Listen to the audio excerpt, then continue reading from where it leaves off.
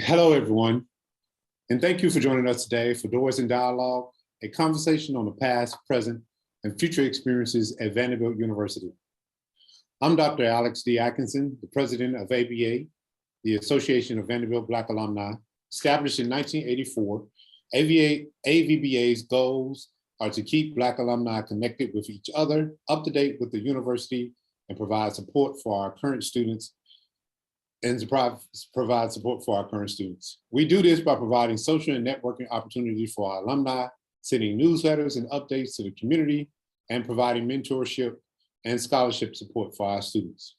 If you're interested in getting involved, you can visit our website at vu.edu/AVBA to learn more about what we do, sign up to be a mentor or as a community agent, and make a gift to the AVBA Scholarship Fund. Now let me turn to my very good friend and what we're here to talk about today. Our moderator today is Dr. Rosevelt Noble. Dr. Noble serves as the Assistant Dean of Residential Colleges, Directors of the Black Culture Center, and Faculty Head of the Stambaugh House. He is a scholar of the American criminal justice system with research focused on racial disparities in incarceration and capital punishment. The current courses that he teaches at Vanderbilt focus on issues of mass incarceration and racially biased policy. He is a strong advocate for social justice, as indicated by his engagement as an executive board member for the Tennessee chapter of the ACLU, the Nashville Community Bail Fund, and the Tennessee Innocence Project.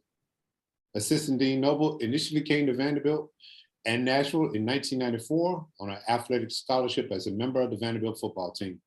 Including his time here as an undergraduate and graduate student, he has served Vanderbilt in various capacities for the past 28 years. I want you all to welcome my good friend, Dr. Noble. Thank you so much for joining us today.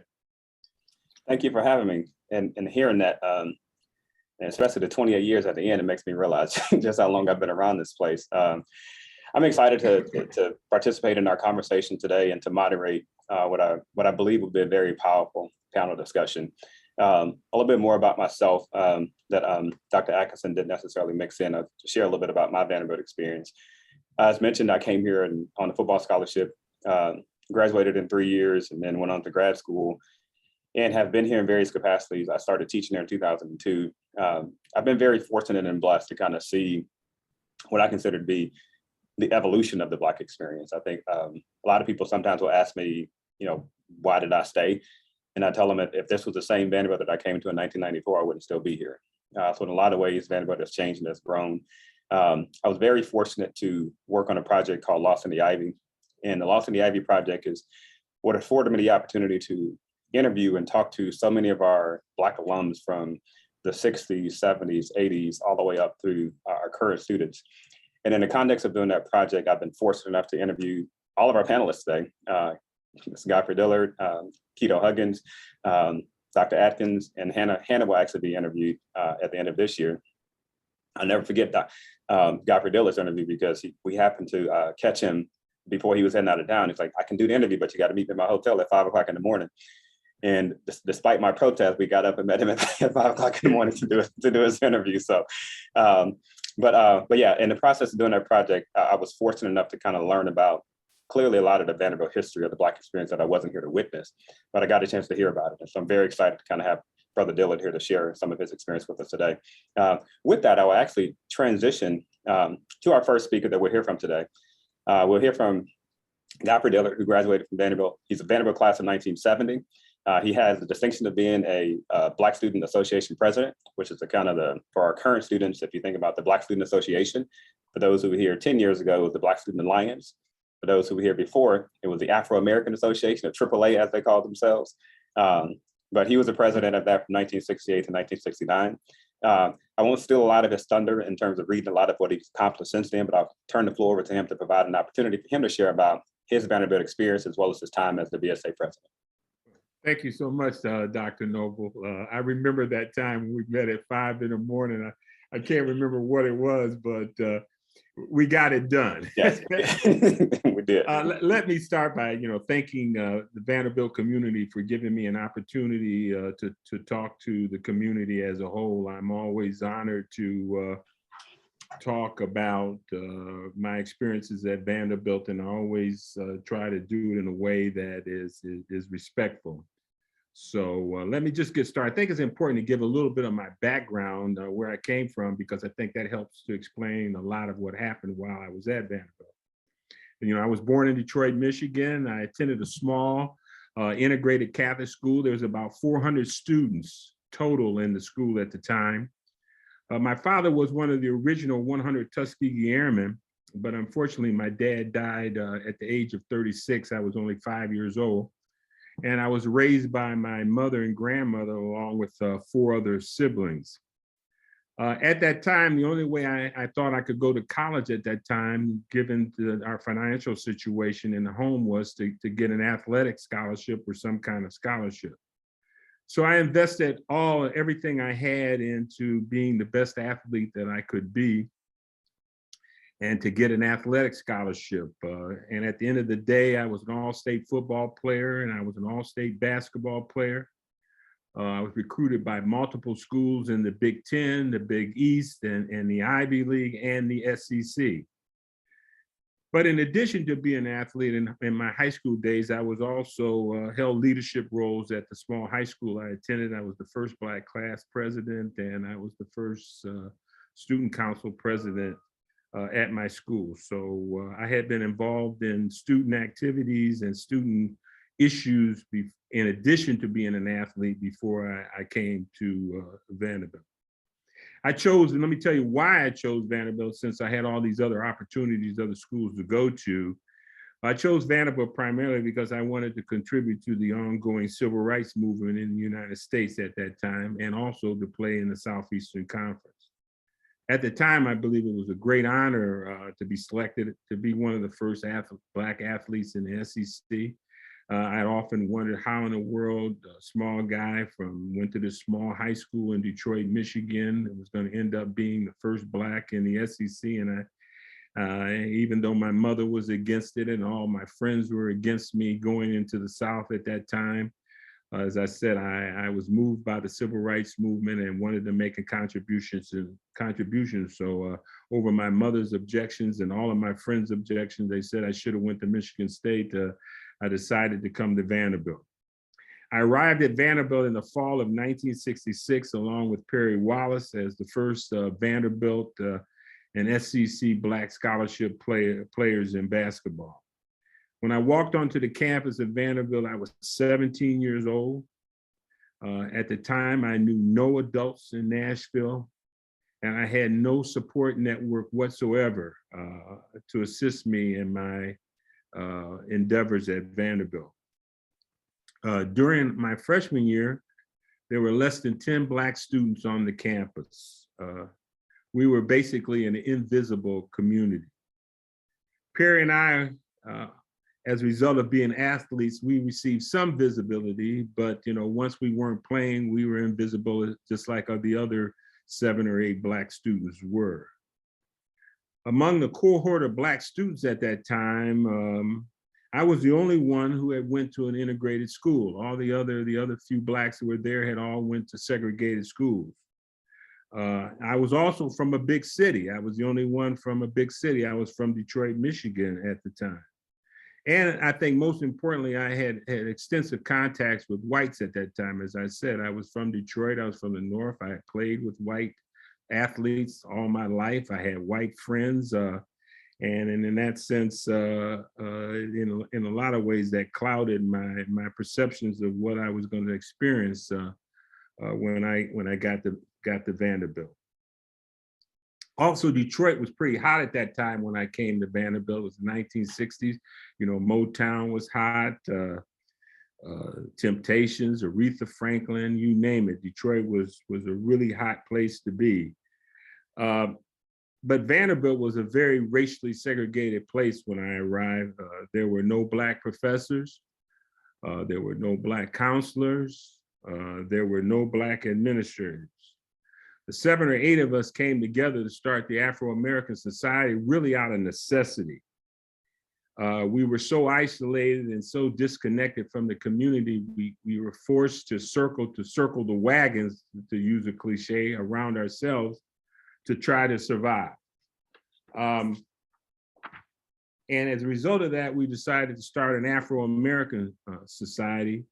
I was Robert Moore was the oldest student there, and we kind of we started this in the spring of, I think, 1960, I guess spring 1968. So we initially selected Bob to be the president. But for the first full year, I was selected as the first president. And a lot of that, I think, was due from what I've already said. I was from the North. I was much more outgoing. I had much more experience with the integration and the like. And I just think that they were attracted to me in a special way. We also decided to start a newspaper. We started Rap from the 11th Floor, which was on Carmichael Hall at that time. This was a vehicle that we decided so that we could express our feelings and our discontent and the changes we wanted to make. We felt that we needed not give it to the administrators, but we needed to give it to the student body. I was the first editor of Rap from the 11th Floor. I was also the first Black Greek on Vanderbilt's campus. As I said, it was segregated at that time. You really couldn't pledge any other fraternities. So I pledged at Fisk University, Kappa Alpha Psi, in my sophomore year. And as a result of that, I was the first Greek on campus as well. But most importantly, the reason why we started the Afro-American Society, that we needed to engage the administration in discussions to recruit more Black students, more Black faculty, more Black administrators, and to improve the salaries and employment conditions and opportunities for the menial staff positions held by Blacks at that time.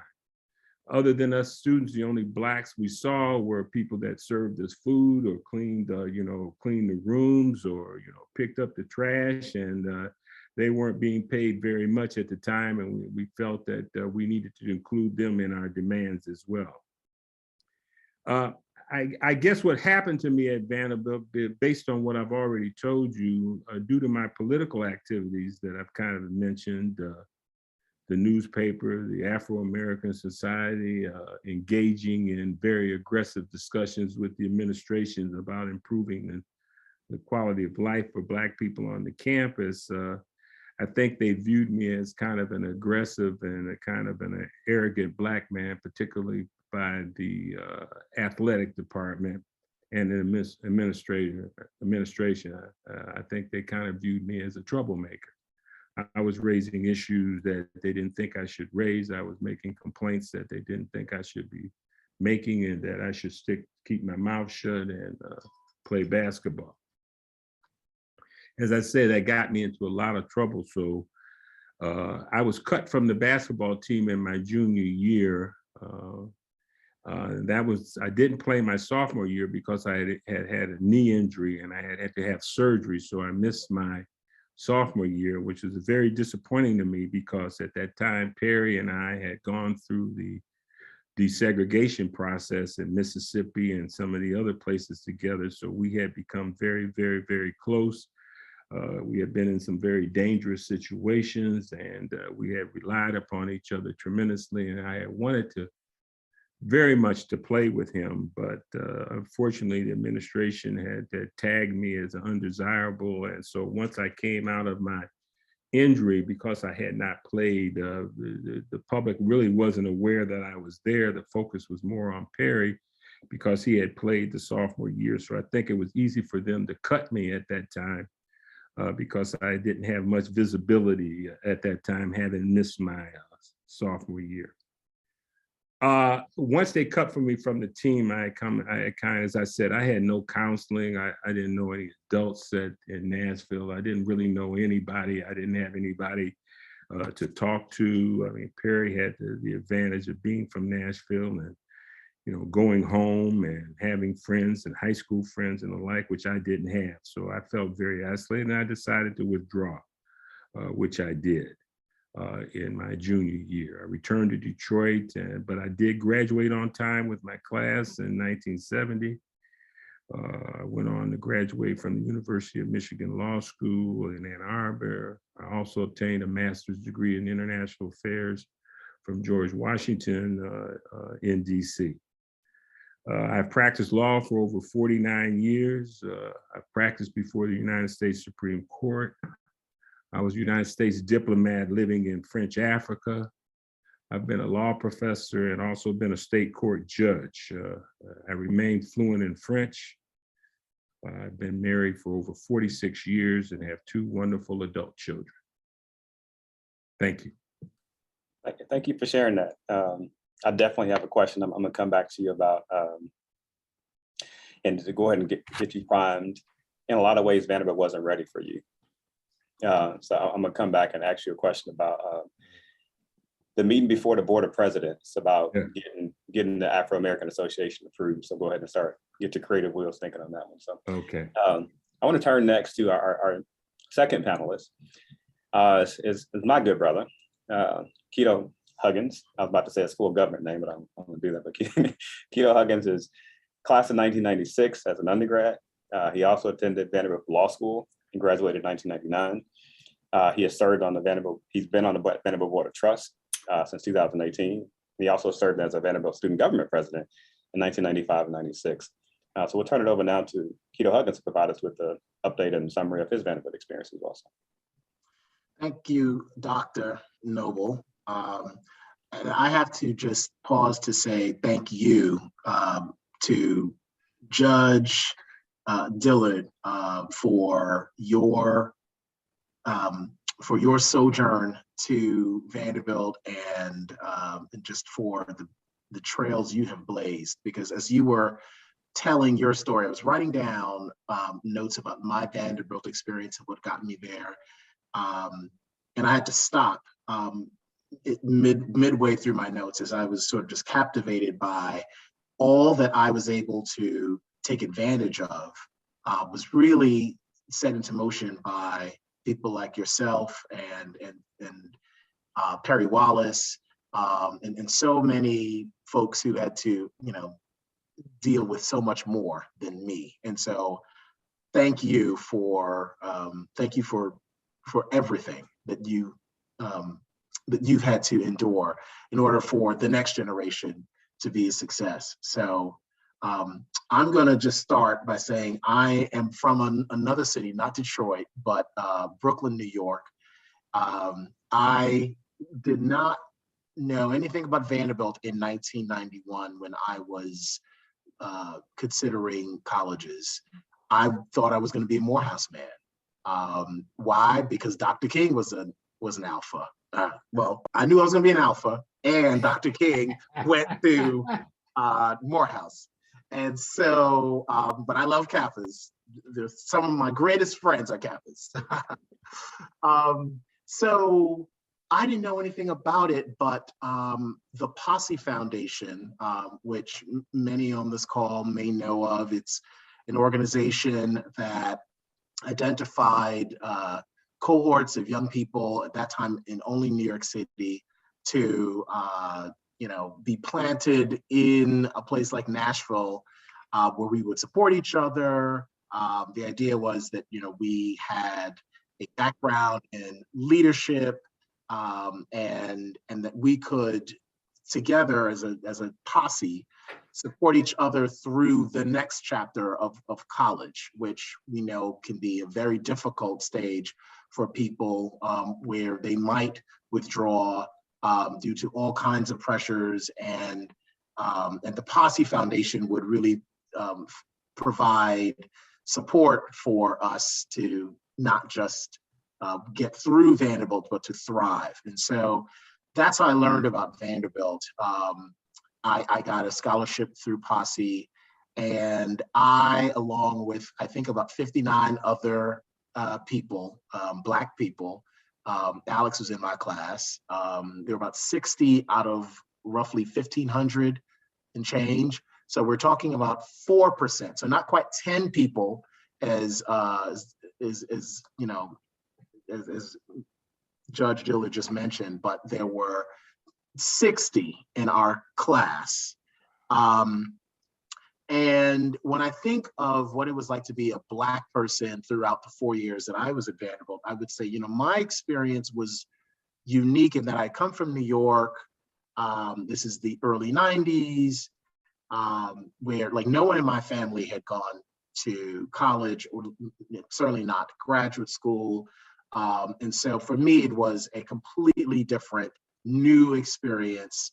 And I wanted to take advantage of everything Vanderbilt had to offer. And I was on a hall at the time, it was called Reinke Hall in Kassam Quad, where it was me and I think one other Black person. He's actually also a line brother of mine, Charles Wesley Williams. And there were the two of us on this call. And so I got a chance to interact with people from the South, from California. And I thought, you know what? I'm going to take advantage of that. I want to learn German. I went camping for the first time. It was the first time as a city boy that I had seen stars in the sky. And so, yeah, I was one of those like I knew nothing about, that kind of life. But I navigated that world and very similar to what many Black people have done as we moved from one area to another, whether it's the Great Migration and, our ancestors had to set up their own institutions, we were doing the same. And so Alex and I, along with Kim Scott, Latrice McBee, Stephanie Greer Simon, were among the first to start a gospel choir, the Vanderbilt Voices of Praise, because the three ladies I just mentioned, they had come up in a Baptist church background with singing. I played music. I was a musical director from my high school. And so, Fisk had those things, Tennessee State had those things. Why couldn't Vanderbilt also offer that? And so we started our own institutions. You mentioned earlier, Judge Dillard, that you were the first Greek on campus. And so, that's something that's also something that I got part of with Alpha Phi Alpha. And so I was able to do the, predominantly white activities, the frat row and all of that stuff.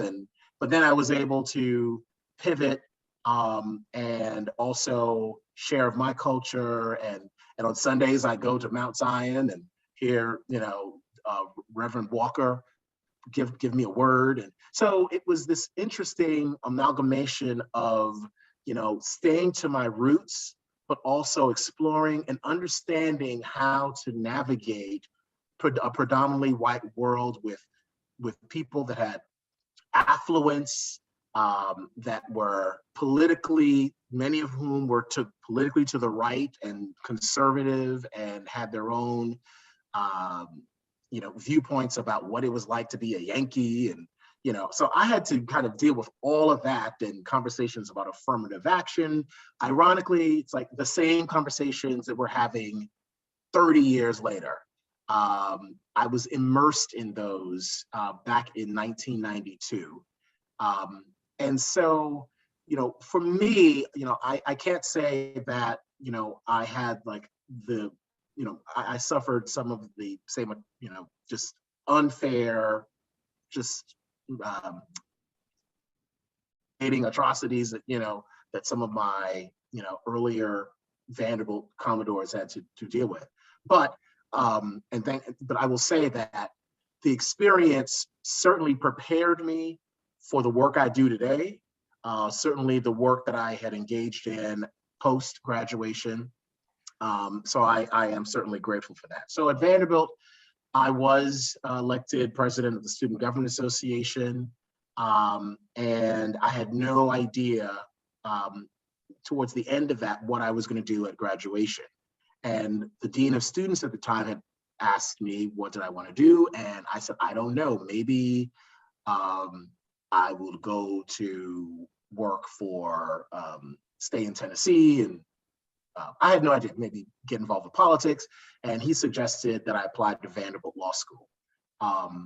And so I would just say that, at this point, it's very important to have someone in your life that's invested, who's a stakeholder, and cares about your trajectory, because, my family, my networks, I just didn't have access to that. So I applied to Vanderbilt Law School. I got accepted, and I was there for 3 more years. I clerked for a federal judge in Alabama, and I started my practice in New York City, working for a law firm, an investment bank, an insurance company, managing litigation. So I've been very blessed and fortunate, like everyone else on this call, for the Vanderbilt experience. I'll say before I turn it over to the next speaker, that currently right now I am the U.S. Head of the Diversity, Equity, and Inclusion practice for a global strategic communications and crisis management firm. So in a nutshell, someone earlier said, I'm a fixer. Yes, I help people find the words and help people, corporations and executives, navigate fraught moments, whether it is, do we speak out on Black Lives Matter? How do we grapple with challenges to abortion rights and reproductive rights, you name it. It's like all of the conversations, critical race theory in schools.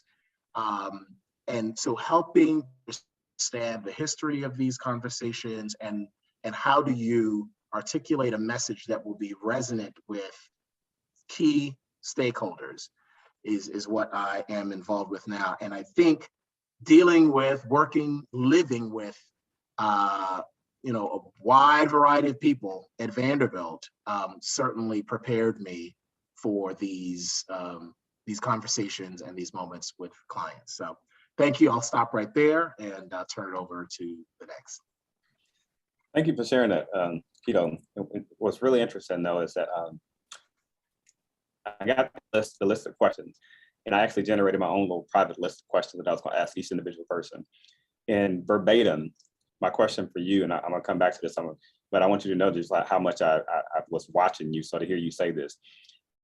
I started off by saying I learned a lot from you about navigating that space between Black and white Vandy, because you were really the first person that I saw do that really well, right? And so when you mentioned that in your comment, I was like, I was dead on with this question. And after Hannah does her spiel, I'm going to come back to that question. So much like Brother Godfrey he's marinating on what I'm gonna ask him about that meeting before the president. So I want you to marinate on navigating that space between white and Black Vandy. Perfect segue to our next panelist, who is Hannah Bruns, who is our current student government president. She's a member of the class of 2022. I think I feel very fortunate and privileged to be able to call Hannah one of my mentees. We have worked very closely together since our freshman year. She's the lineage, to show a little context of this call. In the history of the university, we've had 7 people on our campus who identified as Black serve as our student government president. Kito Huggins was the 3rd, and Hannah Bruns has been the last to this point. There will certainly be others after her. Hannah has probably the most. I know Kito was in a very precarious situation that had he not won, we would have had a Black female win.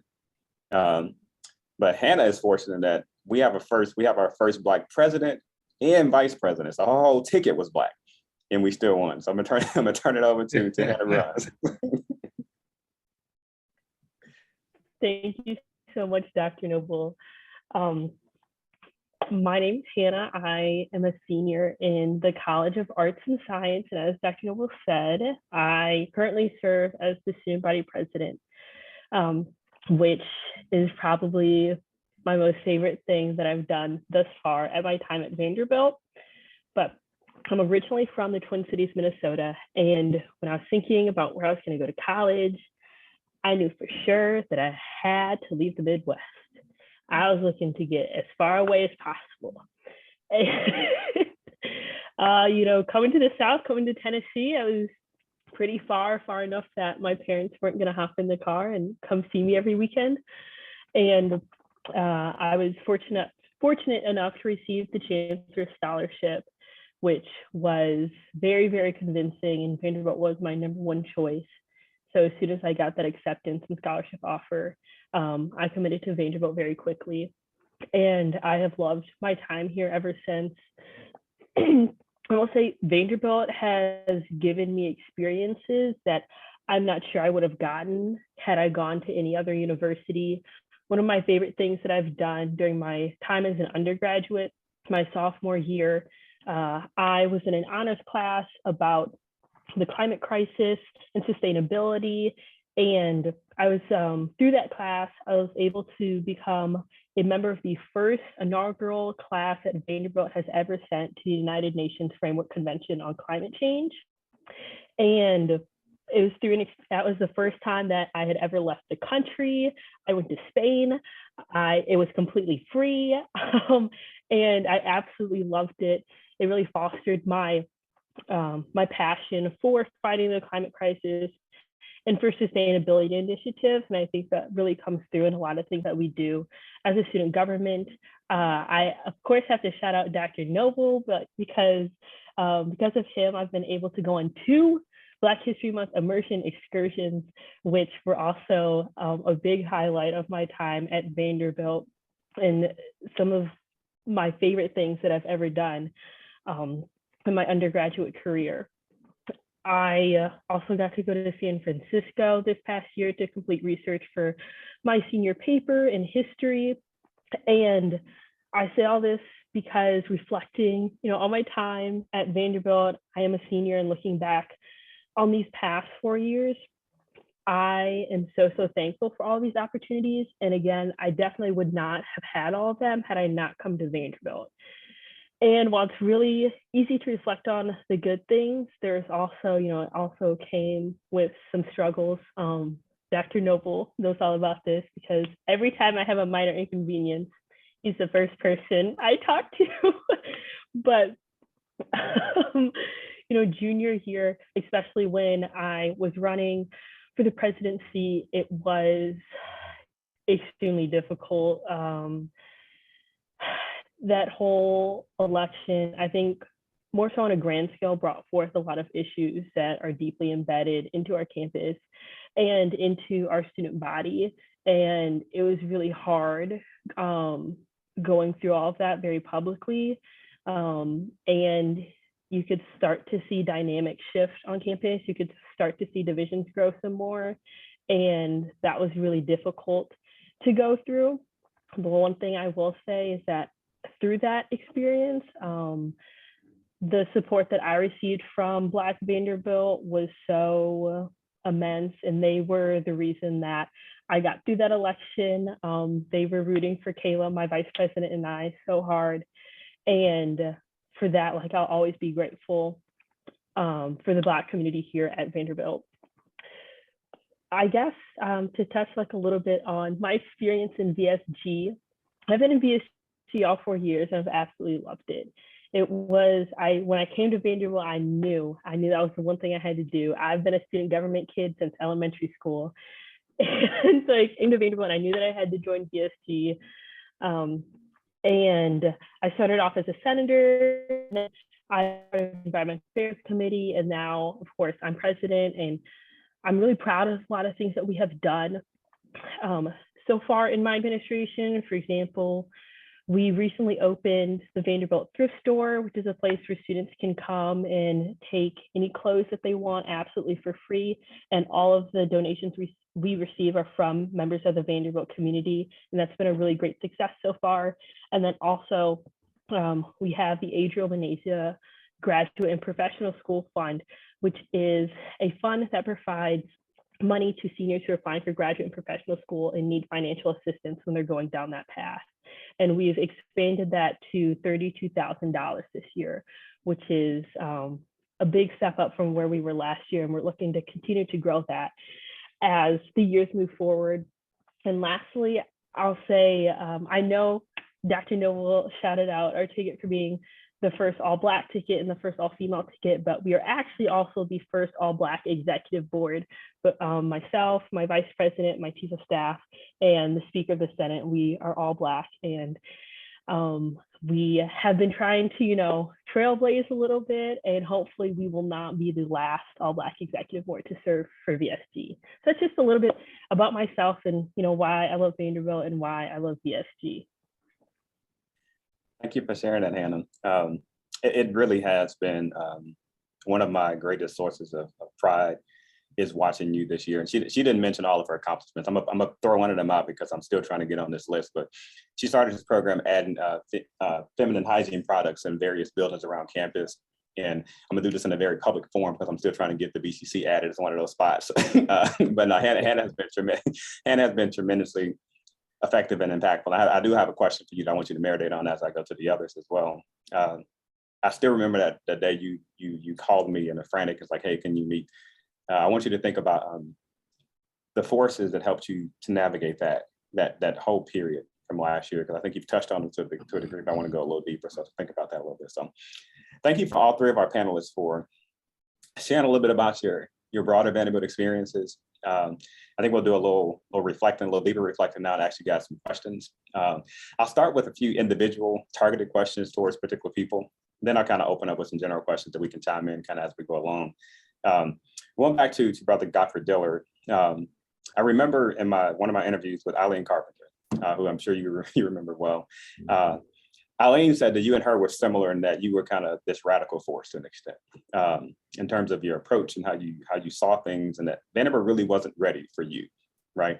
Right. And I remember she was telling me about this infamous meeting before the Board of Presidents where they were voting to approve the Afro-American Association, and how there was kind of this decide between, hey, do we let Godfrey speak or was Walter the speaker? And as it was described to me, I kind of had in my head this vision of like, not that they were up against each other, but Martin versus Malcolm. So one was more like, hey, can't we all get along? And the other was like, by any means necessary, y'all can approve this. And it came down to like, Walter was the speaker who spoke before this group as the dominant speaker. And Eileen was like, she talked about how she was frustrated because there were certain things that would be said and she would want somebody with a little more aggression to stand up and defend. How do you think your experience individually, but also like just the experience of the group, AAA Society or Afro-American Association would have differed, say, had it not been for like, Walter speaking in that moment versus you speaking in that moment? Because again, you mentioned you had a different perspective and view in the sense of like, I don't need to ask you for anything. This is what we're going to do. How do you think your experience would have been different? Do you think that would have made a difference as far as like keeping you here longer? Or do you think the group like would even been approved? What's your well, let me try to answer you the first question.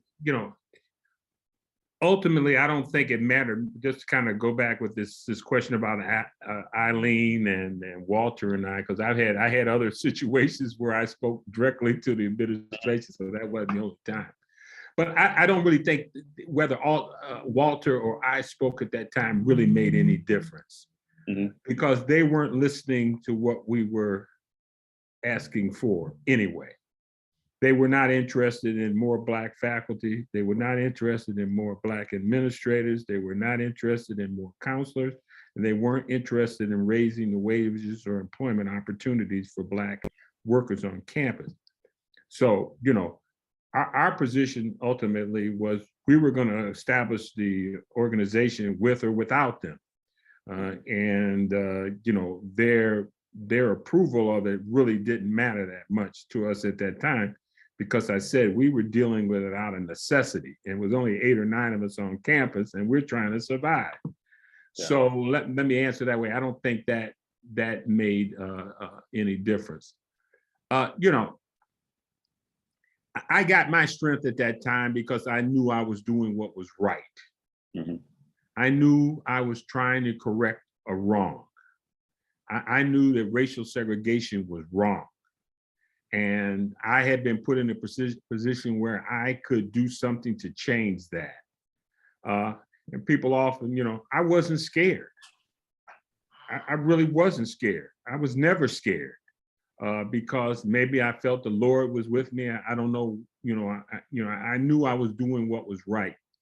I had been brought up in a Catholic school. I had been altar boy for 10 years. My religion had taught me that self-sacrifice for others was important. So, I went forward full blast. I was surprised, however, when they cut me from the basketball team, because I thought they were interested in winning. Okay, I thought Skinner and them guys were really interested in winning basketball games, you know, because Perry and I were clearly the best basketball players on the team. And so that kind of let me know that it really wasn't about winning, okay? That they were really about upholding a culture that they were trying to sustain for as long as they could, although history was rapidly pushing them aside and taking over. And that was the history of equality, inclusion, and diversity, and those kinds of issues coming forth. So have I answered your question? You did. Thank you Okay. for that. All right. Thank you for that. And I really appreciate that. Next, I have a question for Brother Kito. Again, going back, I had a lot of respect and admiration for you as a student who happened to be here at the same time that you were here for the last part of your years. And I always admired you in particular because you were one of the first students that I saw navigate that space between Black Vandy and White Vandy. It unfortunately can be a very hard line that gets drawn in the sand in terms of the types of experience that you're gonna have. And I've talked to some students that'll be completely submerged in Black Vandy to the point that let them tell it they went to an HBCU that just happened to be located on the grounds of PWI. It was that deep, right? But then I've also talked to some Black students that spend all of their time over in White Vandy to that point to where, you know, identity crisis, don't really know any number of things. But you were that first person that I saw who kind of more effectively weaved in between both of those worlds and really had success in both of those worlds.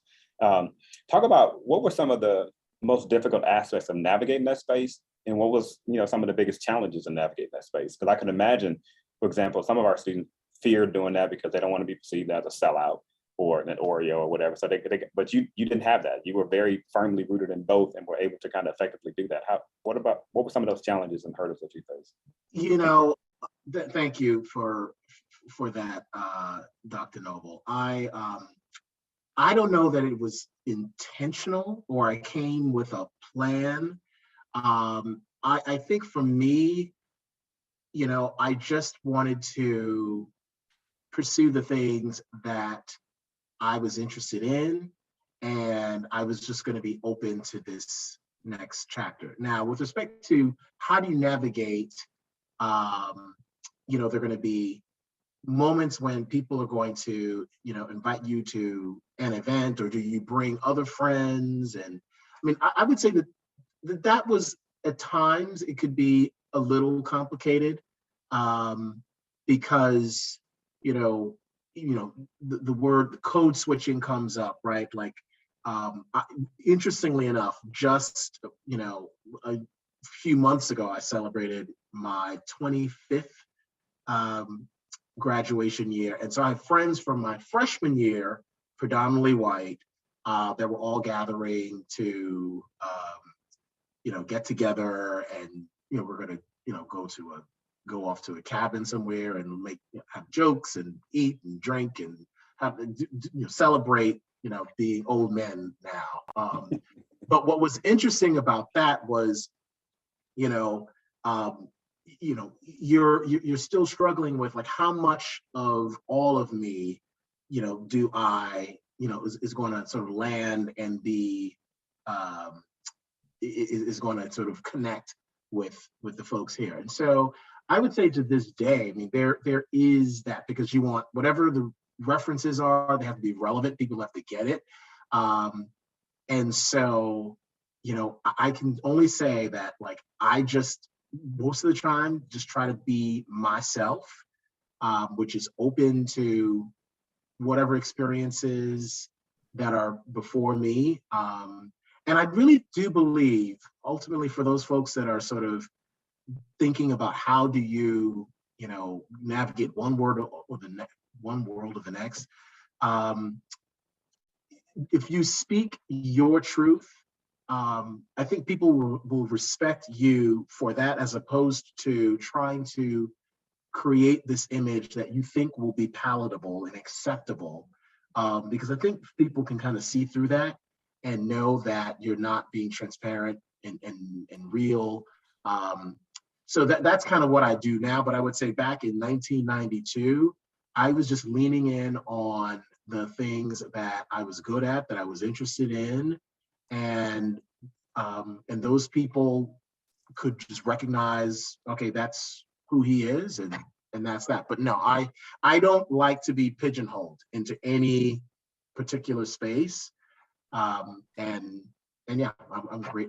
That's just how I was. So I'm not sure that's the best answer to your question. But I think that was my North Star back then. I think Dr. Noble, I can actually, Kito is very humble in his approach. He is my classmate, but I can definitely say, Kito was very genuine in his approach to people, and his approach at that moment, even in Vanderbilt, didn't say color, and he had a great support of the Black students of that. They wanted to support him regardless of the fact that he was trying to run for student body president, not to represent them, but also represent the things that were important to him, which was kind of this equality and diversity for all students who were, coming to Vanderbilt. So, when I look back at that same time of him per se navigating back and forth, a lot of students back then we were just, friends with other students, and that allowed them to see the genuine person that we were. And they really got behind Kito and supported him. And I remember our senior year doing the accolades ceremony when Jackie Lapardo won Homecoming Queen. That was just another significant moment where they really supported, students who were genuine about their love for Vanderbilt University, similar to what Hannah was talking about. We love the institution, and almost like what you were saying, we sometimes feel like we had our own HBCU experience at this PWI. I mean, I tell people all the time, one of the best 4 years of my life. I wouldn't have changed anything for the world. I met some great people, great opportunities, and so I definitely understand what you're talking about, what Kito was talking about. Sometimes you don't have to navigate. It's just genuine from the jump. Mm-hmm. Thank you, Alex. Yeah, and I do remember. I still remember your interview, Alex. You told me you were firmly in the HBCU team in terms of how you perceived your experience. Transitioning to Hannah. Hannah, with myself being fortunate to actually have talked to, and you'll have your interview coming up as well, but have talked to all of our Black student government presidents. I don't think anybody had a more difficult time becoming president than you had. I'm gonna go ahead and give you that. Tell me, and you've touched on how you got through that, the importance of the Black community, the importance of having mentors and faculty and staff members who were able to kind of step in and help you. How did that experience influence your perceptions of your overall Vanderbilt experience? Yeah, I almost think about my Vanderbilt experience as pre-election and post-election, because after I went through that election, my views about Vanderbilt changed a lot. And I also want to highlight that.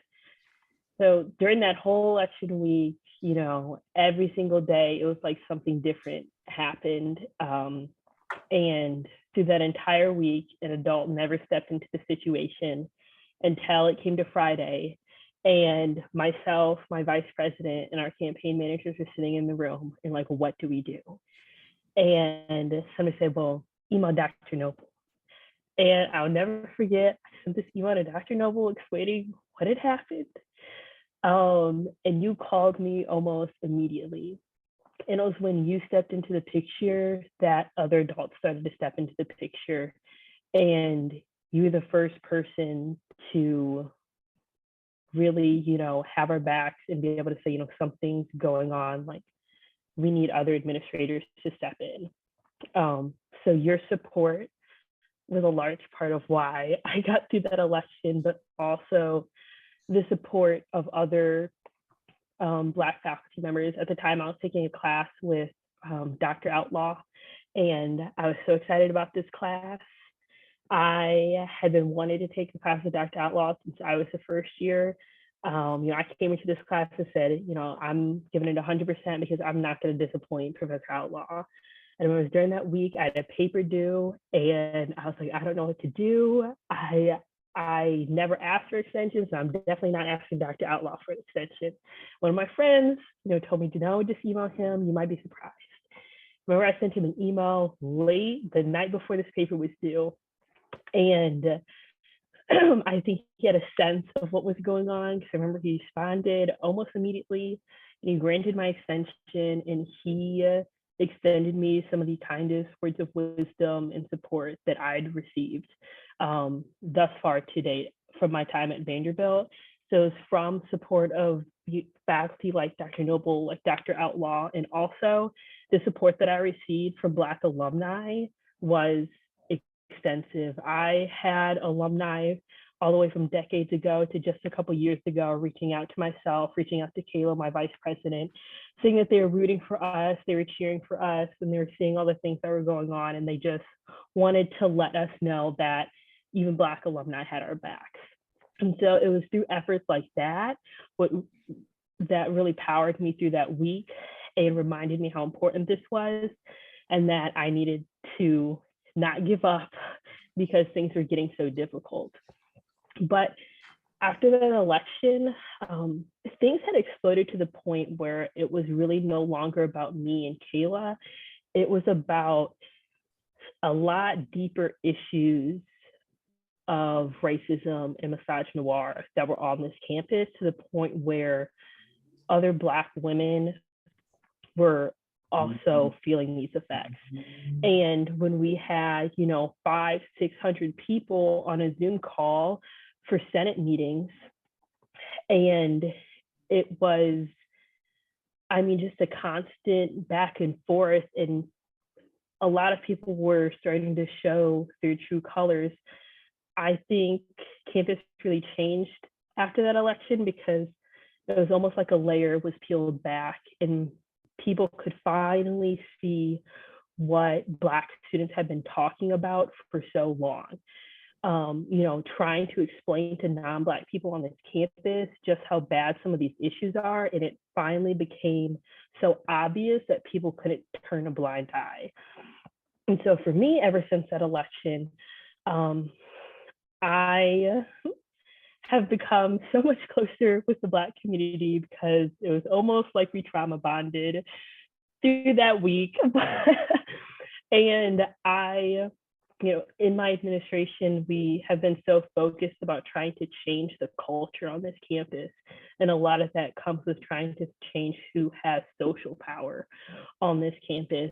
And I've been happy to have seen a shift this past year, and hopefully that continues. But above all else, I think the student body needs to have some really, really difficult conversations that have still not been had.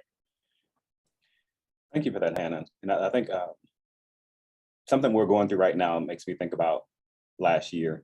Right now, if you're a person that looks at the stock market on a regular basis, we're going through a little bit of a market correction right now. And I look at your presidency last year as a market correction. We realized where we were in terms of what we thought we were and where we actually are. We're coming down. But I think from that comes the opportunity for growth. And I think what you've done in this past year has really set us up for more opportunities for growth. So thank you for that. I want to open up with a general question, and feel free to chime in, as I know we're coming there on time. What's the highlight of your Vanderbilt experience? When you think back and have those fond memories, and what puts a smile on your face when you think about your Vanderbilt experience? Let me come in on that. And I think your other two panelists have kind of mentioned it.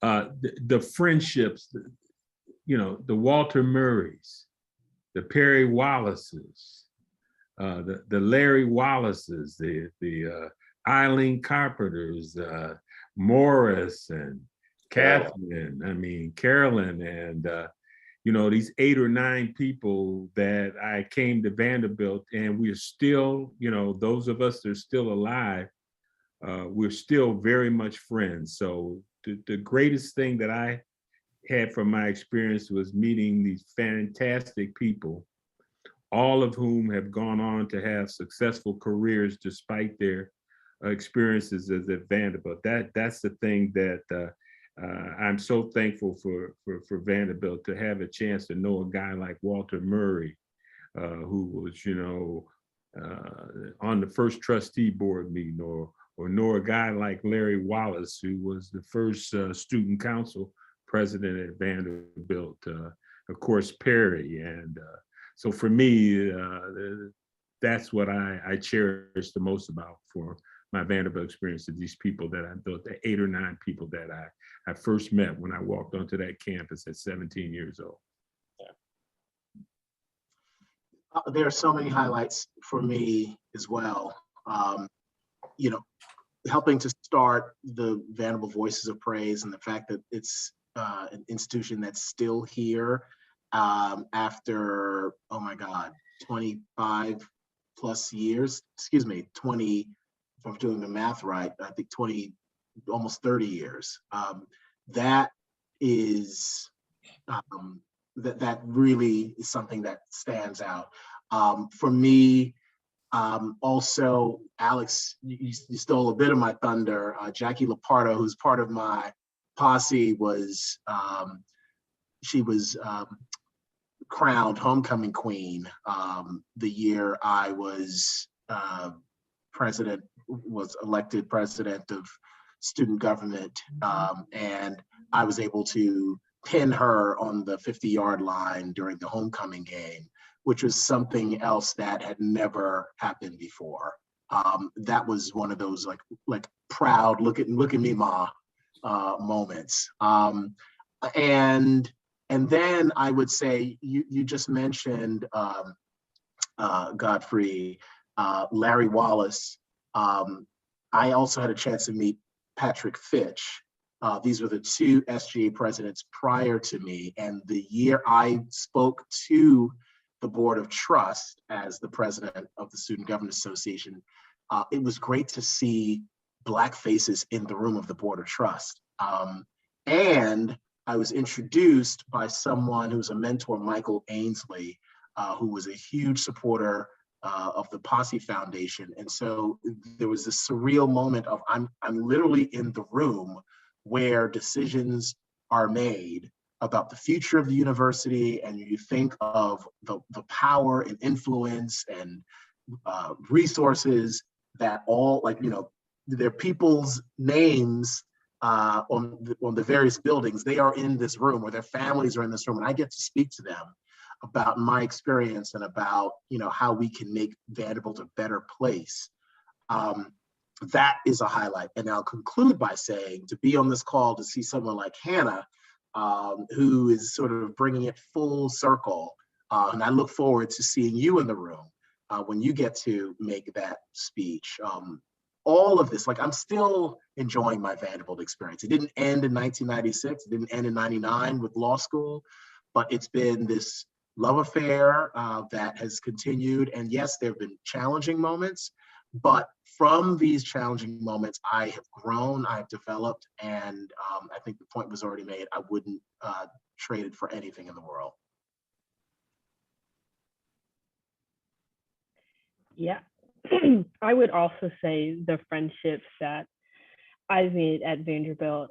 If I had to point to one experience this summer, the rest of the VSG Executive Board, we all went to this student government conference called SEC Exchange. And it's basically all the SEC student governments meet together and just discuss different things. And so we got to go on a little bit of a road trip to Knoxville over the summer.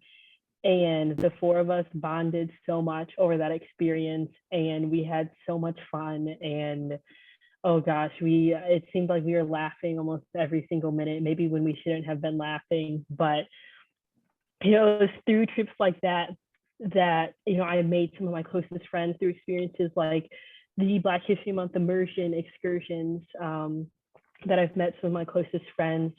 Through my Commons House, East House, I met some of my closest friends. I know Dr. Noble knows Bailey, who lived across the hall from me.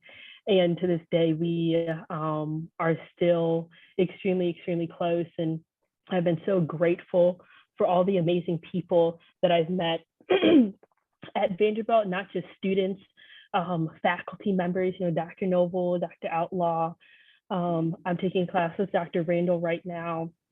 And I feel so fortunate to have met so many amazing people, so many amazing staff members.